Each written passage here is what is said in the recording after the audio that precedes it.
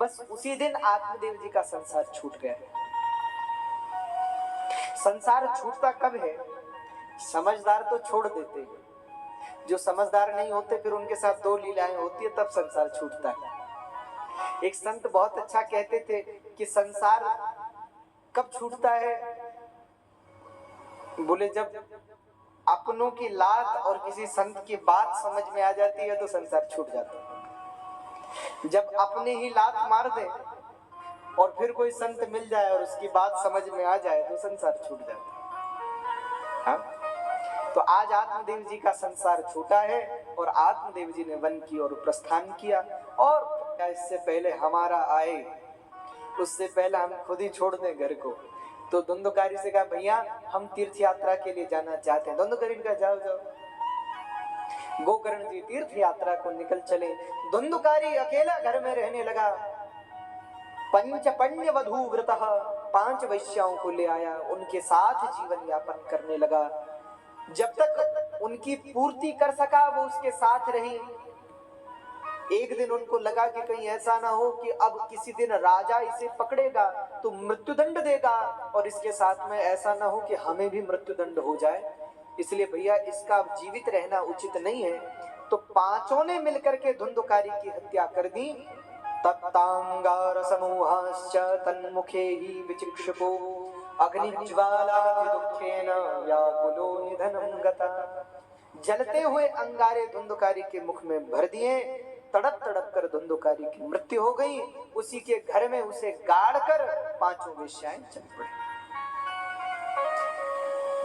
कहते महाराज मृत्यु के उपरांत धुंधुकारी प्रेत हो गया। गोकर्ण जी गया में पहुंचे थे, तीर्थ यात्रा करते करते माता पिता का श्राद्ध किया। वहां पता चला कि भाई की भी मृत्यु हो गई है, तो भाई का भी श्राद्ध किया महाराज। कहते वापस उत्तम नगर को लौटे अपने घर की और रात्रि विश्राम किया। और अर्धरात्रि के समय में जब गोकर्ण जी सोए थे तो गोकर्ण जी ने क्या देखा कि महाराज सकृन्मेषः सकृद्धस्ति सकृच्च महिषो भवत् सकृच इंद्र सकृच्चाग्नि पुनश्च पुरुषो भवत्। कभी इंद्र हो जाए, कभी अग्नि हो जाए, कभी भेड़ हो जाए, अनेक रूप धारण करने लगा धुंधुकारी और गोकर्ण जी को भय दिखाने का प्रयास करने लगा। तब गोकर्ण जी तो महापुरुष हैं, संत हैं, वो किससे भयभीत तो होंगे। हाथ में जल लेकर कहा, कौन हो? लेकिन धुंधुकारी कुछ बोला नहीं, इसलिए जो उस पर जल छीटा तो धुंधुकारी बोल पड़ा, अहम भ्राता त्वदीयोऽस्मि धुंधुकारीति नामता स्वकीयेनैव दोषेण ब्रह्मत्वं नाशितुं मया। महाराज मैं आपका भाई, मेरा नाम धुंधुकारी, अपने कुकर्मों के द्वारा इस प्रेत गति को प्राप्त हुआ हूं। अब आप ही मेरे कल्याण का मार्ग बताइए। तब गोकर्ण जी ने कहा, धुंधुकारी मैंने तो तुम्हारे लिए गया में श्राद्ध किया है और जिसका श्राद्ध गया में हो जाता है उसकी मुक्ति निश्चित होती है, तो तुम्हारी मुक्ति क्यों नहीं हुई? तो धुंधुकारी ने कहा, गया श्राद्ध सते नापि मुक्तिर्मेन भविष्यति। गया में एक क्या 100 श्राद्ध भी करोगे तो भी मेरी मुक्ति संभव नहीं, आप कुछ और करिए। तो गोकर्ण जी ने कहा कि आप चिंतित न हो, हम कुछ करते हैं। तब तो धुंधुकारी लौट गया, सूर्योदय हुआ। गोकर्ण जी ने संध्योपासन किया और उत्तम नगर के सब विद्वानों को बुलाया कि अब आप बताइए मेरे भाई का कल्याण कैसे हो।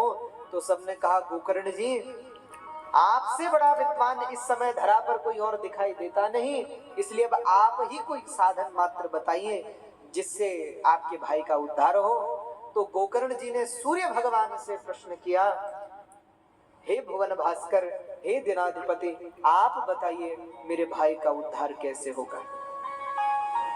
कहते तब इतना सुनते ही भगवान भुवन भास्कर बोले, श्रीमद् भागवतां मुक्ति सप्ताहं वाचनम कुरु।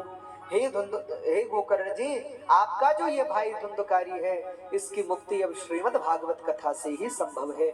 आप श्रीमद् भागवत कथा का आयोजन करिए। गोकर्ण जी ने कहा, उचित है। और अब एक नदी के किनारे गोकर्ण जी ने कथा का प्रारंभ किया है और सब श्रोता उत्तम नगर के कथा सुनने के लिए आए।